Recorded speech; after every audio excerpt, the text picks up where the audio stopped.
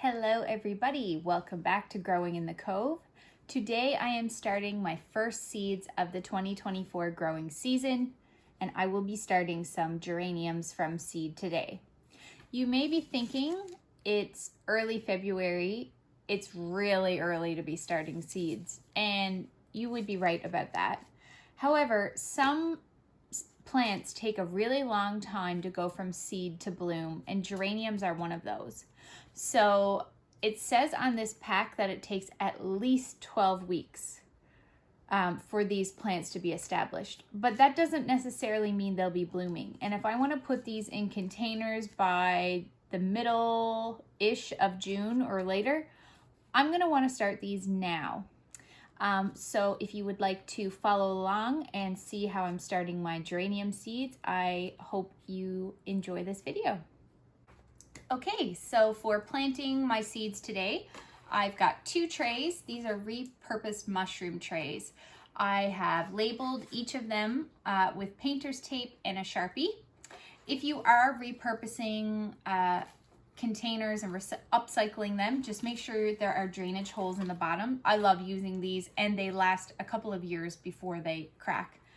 So you need some containers, some seeds. I bought both of these from Bessie's. I featured these in my last video in my seed haul, but this is Pinto Scarlet and Maverick Orange.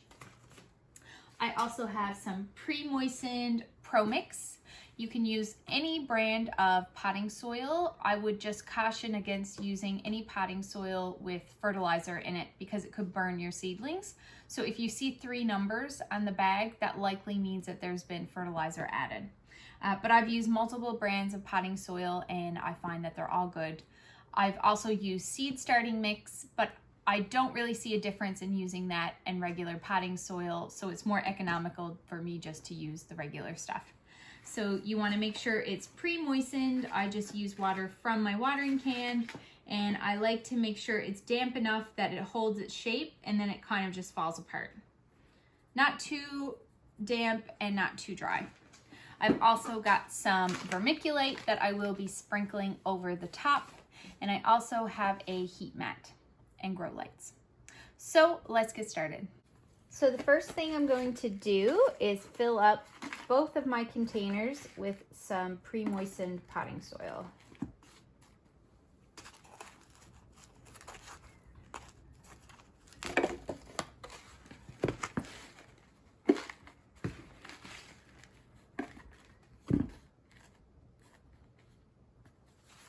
I always like to tamp down the soil so it's not completely loose. So I've got my red geranium seeds here,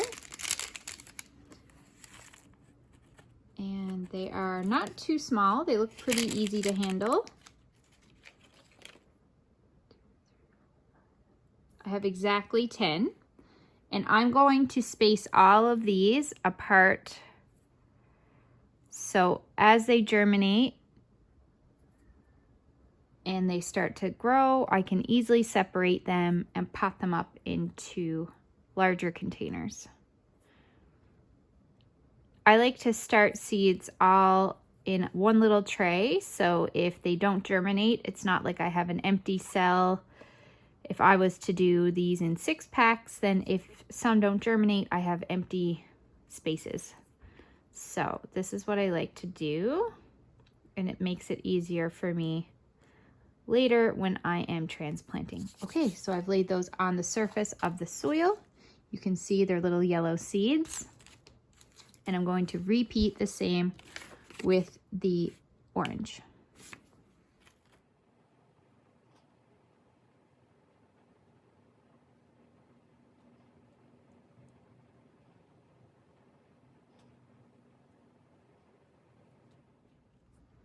So now I have the seeds laid out on top of the soil. I'm going to press them in and make sure they have good contact with the damp soil.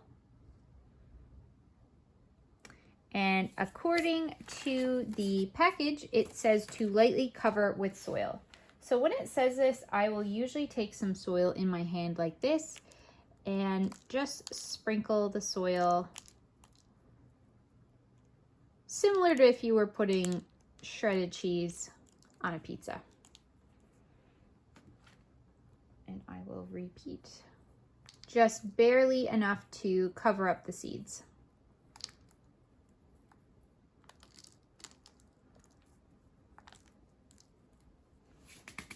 Okay, so now I'm gonna push down, not too firmly, but so the seeds have good contact with the soil.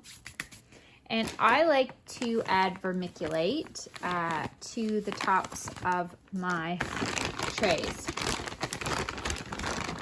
Vermiculite is something you can add to your soil. I think it's actually a mineral, but I like to add it because it will stop any fungus from growing on the surface of the soil. So I find it helps with damping off, which is a soil-borne disease that you can get from the soil being too wet, and it can kill your seedlings. So I like to sprinkle a layer just to help. So now that my trays are planted, I have put them on top of this heat mat. You can usually buy these online or at your local garden center. They're a good investment if you're going to be starting things that like bottom heat. If you like starting peppers, tomatoes, and a lot of warm season annuals actually require bottom heat. A hack though is that these don't actually need light to germinate. So I only have this grow light on for the purpose of giving you light to be able to see what's happening. So if you don't have a heat mat and these don't require light, you could also put them in a warm place to germinate. You could do it like on top of your fridge or maybe on top of an older deep freeze that's warm on top. So you don't necessarily need, for this case, to invest in a heat mat, but I think they're a good investment. They're pretty cheap and they last a long time. So I'm going to spritz the top of each of these trays. And in order to provide that darkness, I'm going to be popping a seed tray over them. And that's it. That is planting geraniums. The package said that these would take anywhere from 3 to 15 days to germinate. So I will continue to come down here every day and make sure to keep the top of the soil moist until all of the seedlings have emerged. Once they have germinated, I will then take off the tray and keep them under these grow lights. It has now been 3 days and I am checking on the status of my geranium seeds. Ooh, and almost all of them have germinated. I planted 10 seeds per container.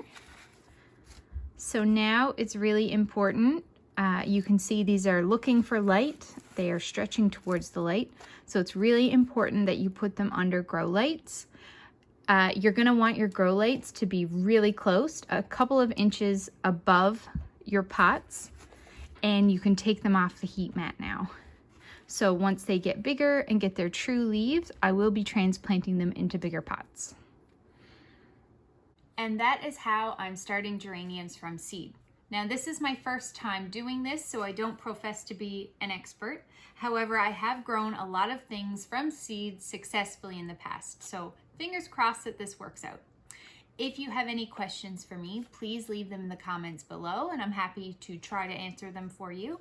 And otherwise, I'd love to know, what are you growing under your grow lights in February? Thank you so much for watching today, and until next time, bye.